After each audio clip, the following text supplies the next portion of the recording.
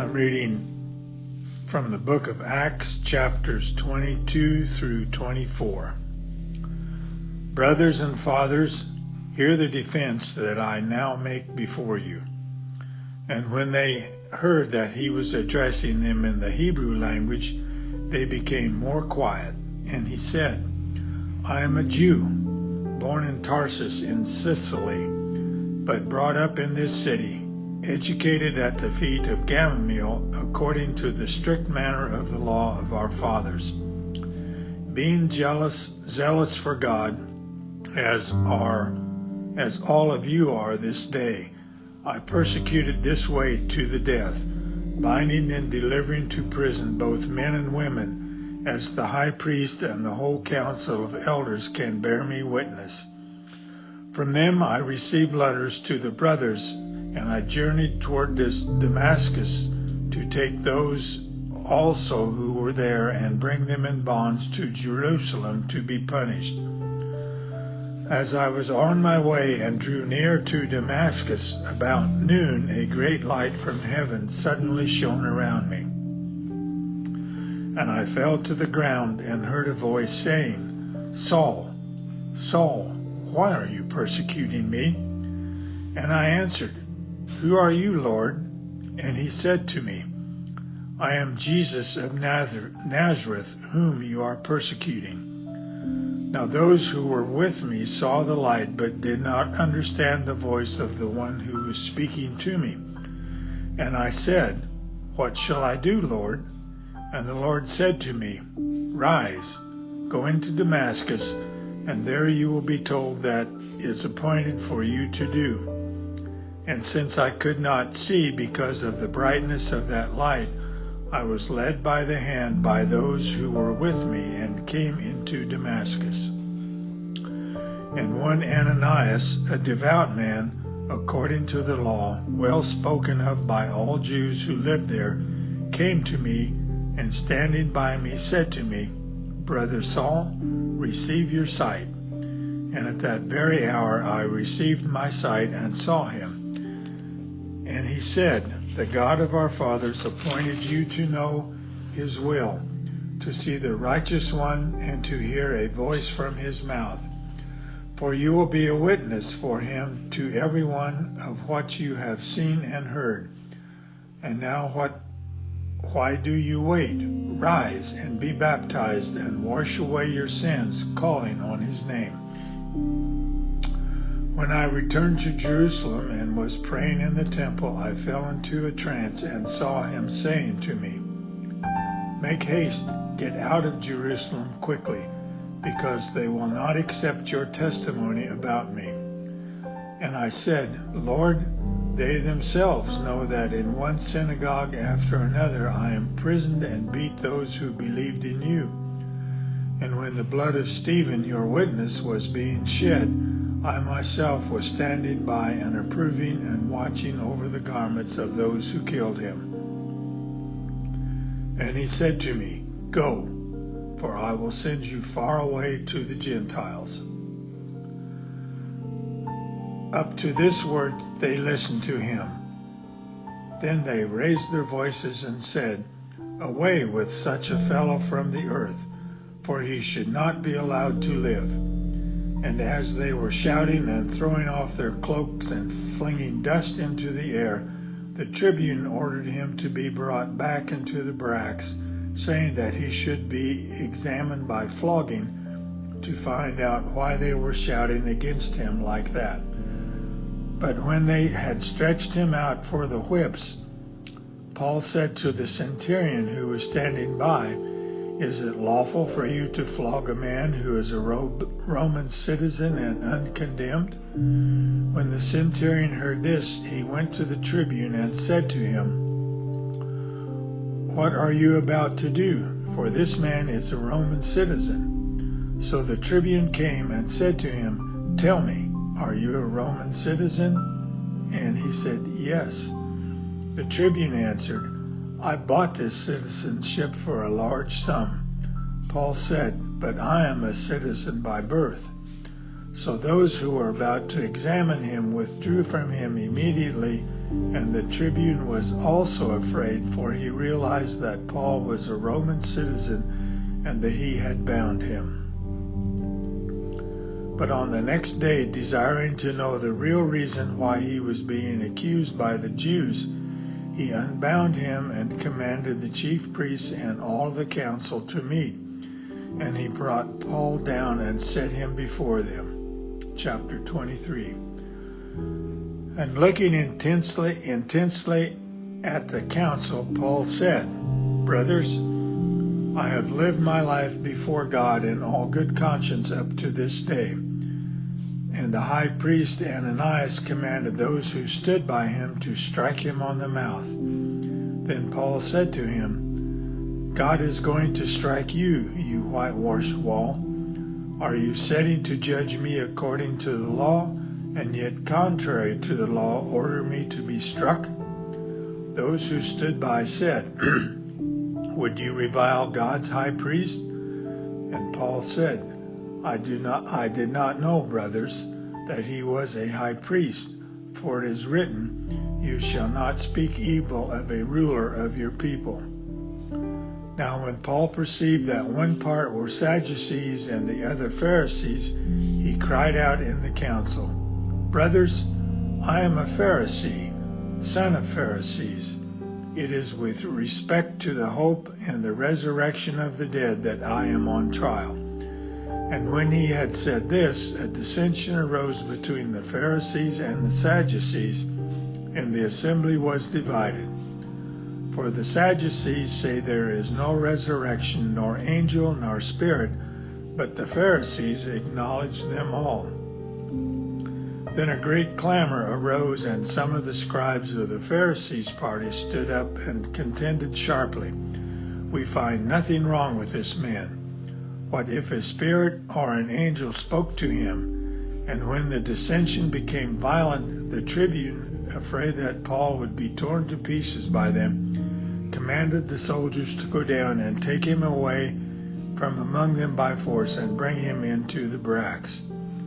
The following night the Lord stood by him and said, "Take courage, for as you have testified to the facts about me in Jerusalem, you must also testify in Rome."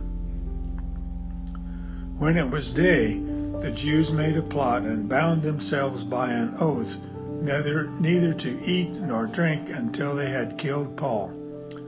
There were more than 40 who made this conspiracy.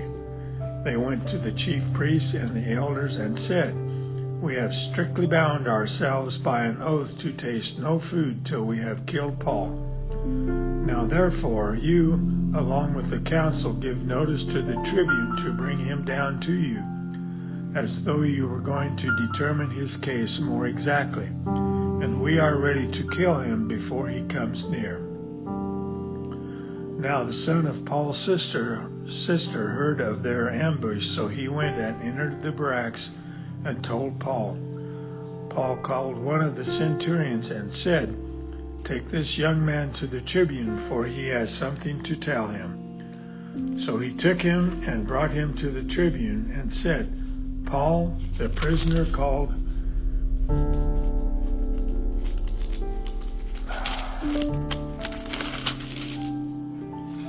me and asked me to bring this young man to you, as he has something to say to you." The tribune took him by the hand and, going aside, asked him privately, "What is it that you have to tell me?" And he said, "The Jews have agreed to ask you to bring Paul down to the council tomorrow, as though they were going to inquire somewhat more closely about him. But do not be persuaded by them, for more than 40 of their men are lying in ambush for him, who have bound themselves by an oath neither to eat nor drink until they have killed him. And now they are ready, waiting for your consent." So the tribune dismissed the young man, charging him, "Tell no one you have informed me of these things." Then he called 2 of the centurions and said, "Get ready 200 soldiers with 70 horsemen and 200 spearmen to go as far as Caesarea at the 3rd hour of the night. Also provide mounts for Paul to ride and bring him safely to Felix the governor. And he wrote a letter to this effect. Claudius Lucius, to his excellency, the governor Felix, greetings. This man was seized by the Jews and was about to be killed by them when I came upon them with soldiers and rescued him, having learned that he was a Roman citizen. And desiring to know the charge for which they were accusing him, I brought him down to their council. I found that he was being accused about questions of their law, but charged with nothing deserving death or imprisonment. And when it was disclosed to me that there would be a plot against the man, I sent him to you at once, ordering his accusers also to state before you what they have against him. So the soldiers, according to their instructions, took Paul and brought him by night to Antipatris. On the next day they returned to the barracks, letting the horsemen go on with him. When they came to Caesarea and delivered the letter to the governor, they presented Paul also before him. On reading the letter, he asked what province he was from, and when he learned that he was from Sicily, he said, I will give you a hearing when your accusers arrive. And he commanded him to be guarded in Herod's Praetorium. Chapter 24. After 5 days, the high priest Ananias came down with some elders and a spokesman, one Tertullus. They laid before the governor their case against Paul. And when he had been summoned, Tertullus began to accuse him, saying, Since through you we enjoy much peace, and since by your foresight, most excellent Felix, reforms are being made for this nation in the very way and everywhere, we accept this with all gratitude. But to detain you no further, I beg in your kindness to hear us briefly. For we have found this man a plague, one who stirs up riots among all the Jews throughout the world, and is a ringleader of the sect of the Nazarenes.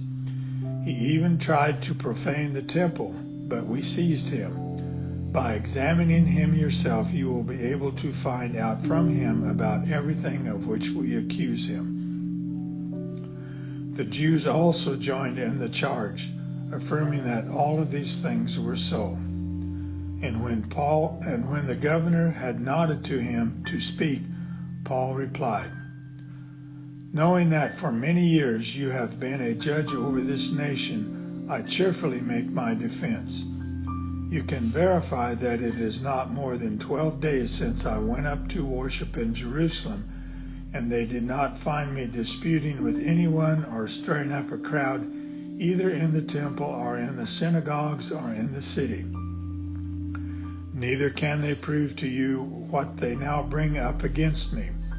But this I confess to you, that according to the way which they call a sect, I worship the God of our fathers, believing everything laid down by the law and written in the prophets, having a hope in God, which these men themselves accept, that there will be a resurrection of both the just and unjust. So I always take pains to have a clear conscience toward both God and man. Now after several years I came to bring my alms to my nation and to present offerings. While I was doing this, they found me purified in the temple without any crowd or tumult. But some Jews from Asia, they ought to be here before you and to make an accusation should they have anything against me. Or else let these men themselves say what wrongdoing they found when I stood before the council, other than this one thing that I cried out while standing among them. It is with respect to the resurrection of the dead that I am on trial before you this day. But Felix, having a rather accurate knowledge of the way, put them off, saying, When Lysias the tribune comes down, I will decide your case. Then he gave orders to the centurion that he should be kept in custody but have some liberty, and that none of his friends should be prevented from attending to his needs. After some days, Felix came with his wife Drusilla, who was Jewish, and he sent for Paul and heard him speak about faith in Christ Jesus. And as he reasoned about righteousness and self-control and the coming judgment, Felix was alarmed and said, "Go away for present. When I get an opportunity, I will summon you." At the same time, he hoped that money would be given him by Paul, so he sent for him often and conversed with him. When 2 years had elapsed, Felix was succeeded by Porcius Festus, and desiring to do the Jews a favor, Felix left Paul in prison.